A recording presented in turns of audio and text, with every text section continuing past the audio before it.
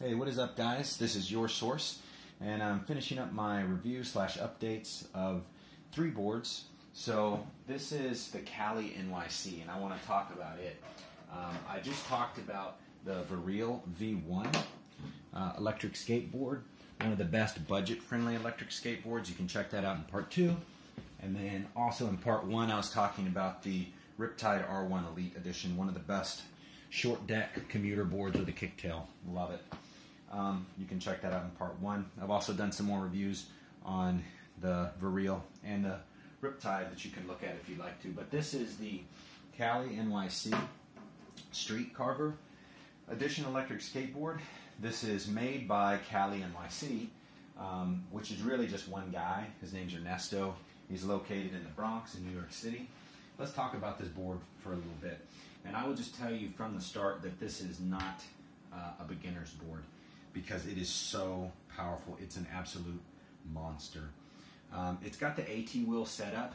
This board also comes with 100mm NBS urethane wheels if you wanted to switch to that. However, the really nice thing about these wheels is you basically can roll over just about whatever you want. You know, in the city, in New York City, I rode this over there and it'll just destroy anything. Obviously, there's some potholes that you don't even want to hit with a car because you're afraid of messing up your car, so don't run over those. But for stuff that, even with the other skateboards with 90mm wheels, I'm a little hesitant on, this board will just, you don't even worry. It just takes it like a champ.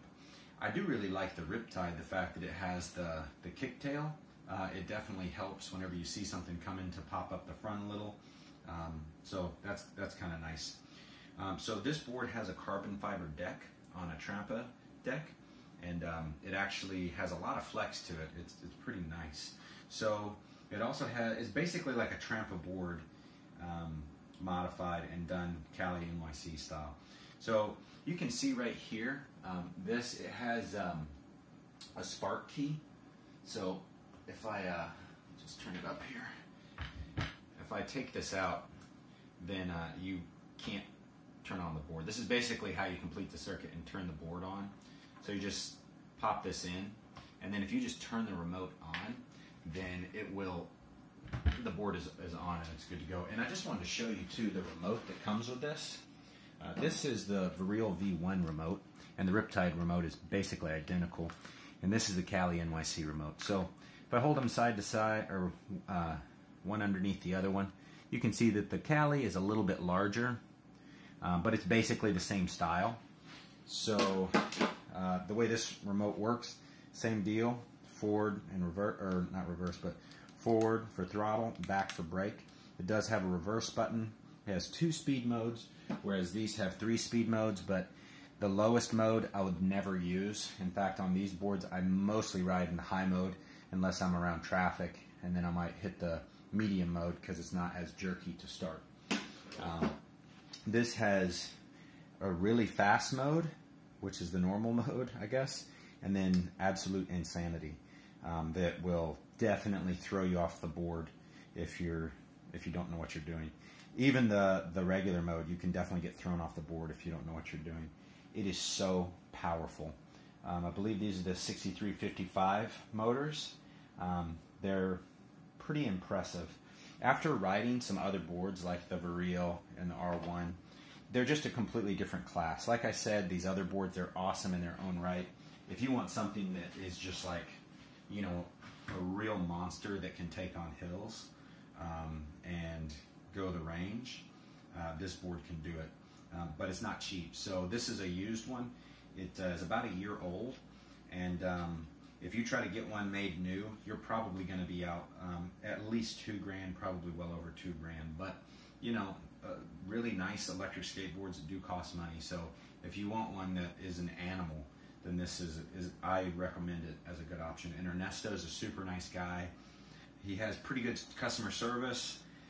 However, I mean, if you don't live in the city or around New York City, you know, it's kind of a hassle. He'll help you out as best he can, but you know, it's not like Boosted Board where you just send your board off and they'll fix it for you, which is pretty nice. So, you know, there's a lot of things to consider and what you're looking for.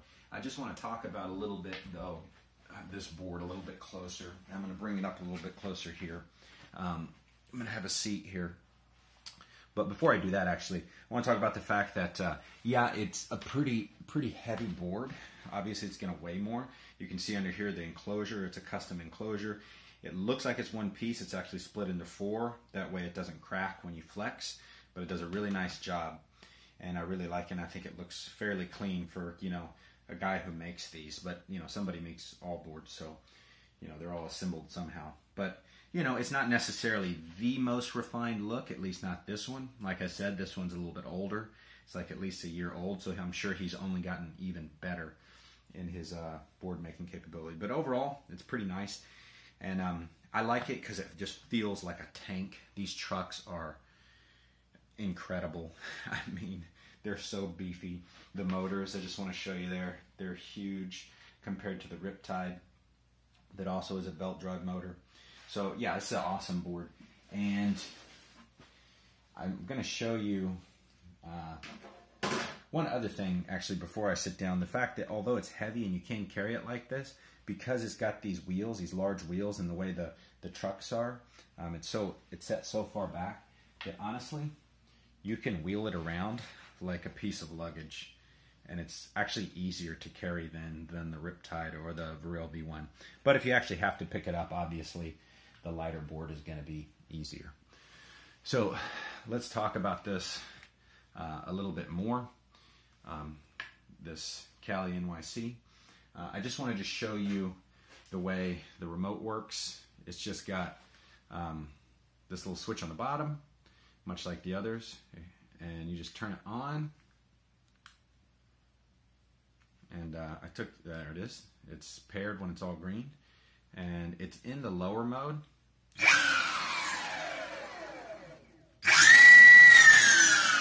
I mean, no joke. This thing is awesome. High mode. It's pretty incredible. One thing that I really like about this belt drive too is, and a lot of guys will tell you too, if they have a belt drive, some people don't like the sound of it. To me, I feel like it's a non-issue, the sound, and I just want you to hear the throttle whenever you're just kind of babying it a little bit.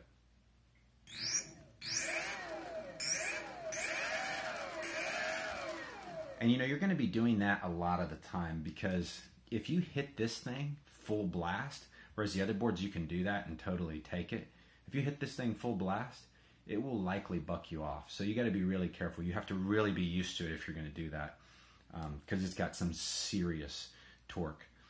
And I think that the sound that it makes when you're just kind of babying it sounds super cool. Like when you're riding it and it's actually under load, and belt drive boards sound different when you're actually riding than just, you know, gunning it when there's no load on the engine or on the motor.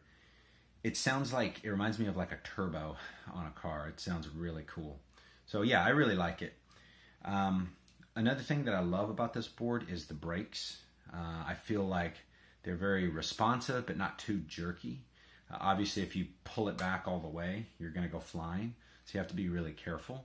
But just knowing the throttle and the braking and keeping your finger on a little bit, it's pretty nice. It is worth noting that the free roll on this board is really good for a belt drive. But because it has so much power, whenever you let off the accelerator, if you are just like going full blast and you let off the accelerator, if you just let off the accelerator, it's going to feel like that slingshot feel and almost throw you forward a little bit. And it will throw you forward. So you have to be ready for that. But what's better is if you just slowly let off the accelerator as well. With the other boards, you won't have that issue as much, nearly as much. It's because they don't have the same amount of power, I guess. But all in all, this board is incredible. I got to ride it yesterday, and I'm going to go ride it again, and I'll try to get some video and show you guys a little bit more about it. But I'd love to hear your thoughts about it, or if you have questions about this board, if you're considering buying one, and if you think it would suit your needs. So thank you so much for watching. I'll do another video, like I said, about this Kalynyc as soon as I can. But if there's something you want to see in the video, then by all means let me know. Thank you so much, guys. Like, subscribe, and ride safe.